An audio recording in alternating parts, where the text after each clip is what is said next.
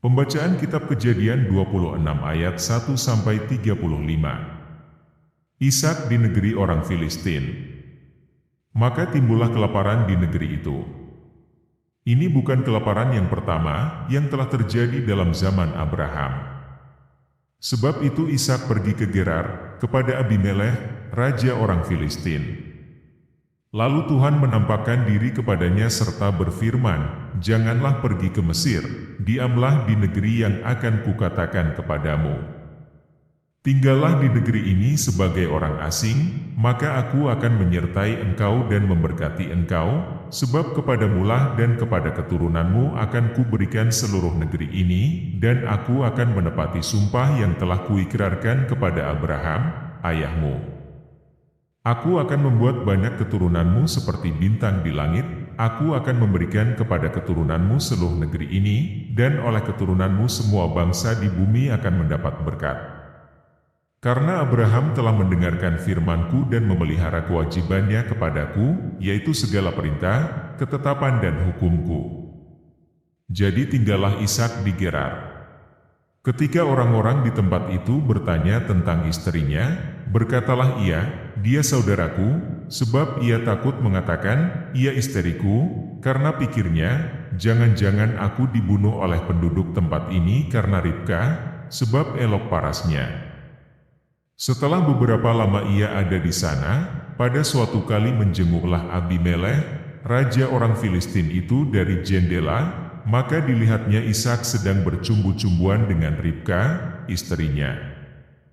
Lalu Abimelekh memanggil Ishak dan berkata, "Sesungguhnya dia istrimu, masakan engkau berkata dia saudaraku?" Jawab Ishak kepadanya, "Karena pikirku jangan-jangan aku mati karena dia." Tetapi Abimelekh berkata, "Apakah juga yang telah kau perbuat ini terhadap kami? Mudah sekali terjadi, salah seorang dari bangsa ini tidur dengan istrimu, sehingga dengan demikian engkau mendatangkan kesalahan atas kami." Lalu Abimelekh memberi perintah kepada seluruh bangsa itu, "Siapa yang mengganggu orang ini atau istrinya, pastilah ia akan dihukum mati."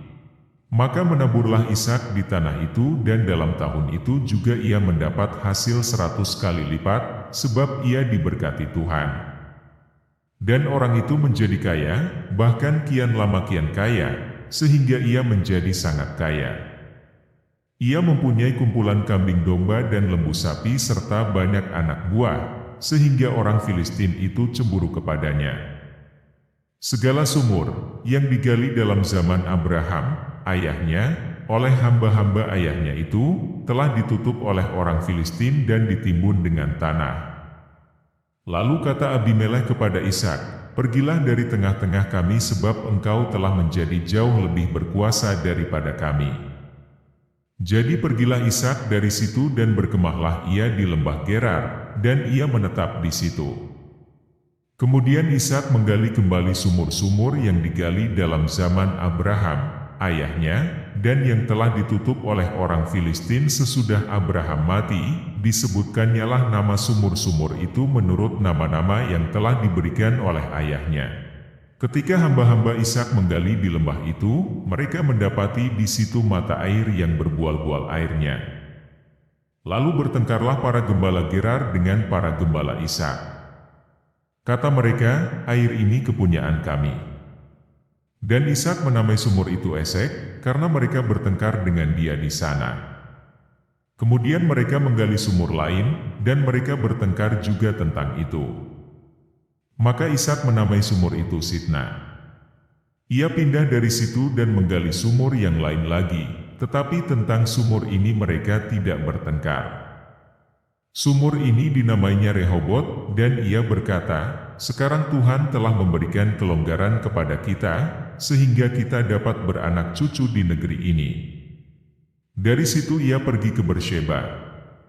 Lalu pada malam itu Tuhan menampakkan diri kepadanya serta berfirman, "Akulah Allah ayahmu Abraham, janganlah takut, sebab aku menyertai engkau, aku akan memberkati engkau dan membuat banyak keturunanmu karena Abraham, hambaku itu."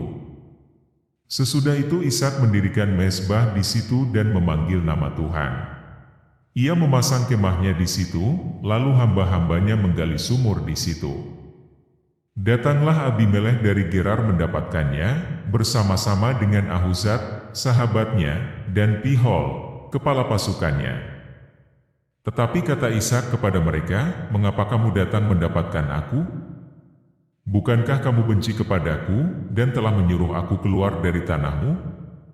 Jawab mereka, "Kami telah melihat sendiri, bahwa Tuhan menyertai engkau, sebab itu kami berkata baiklah kita mengadakan sumpah setia, antara kami dan engkau, dan baiklah kami mengikat perjanjian dengan engkau.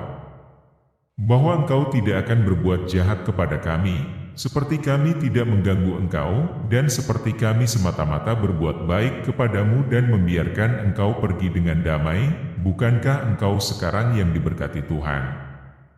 Kemudian Ishak mengadakan perjamuan bagi mereka, lalu mereka makan dan minum. Keesokan harinya pagi-pagi bersumpah-sumpahanlah mereka. Kemudian Ishak melepas mereka, dan mereka meninggalkan dia dengan damai.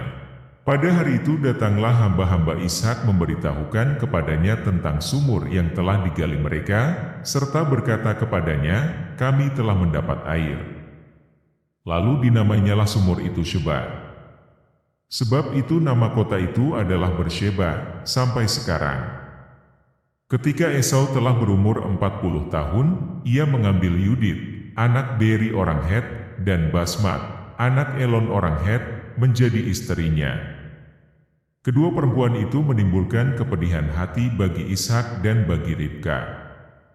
Demikianlah sabda Tuhan, syukur kepada Allah.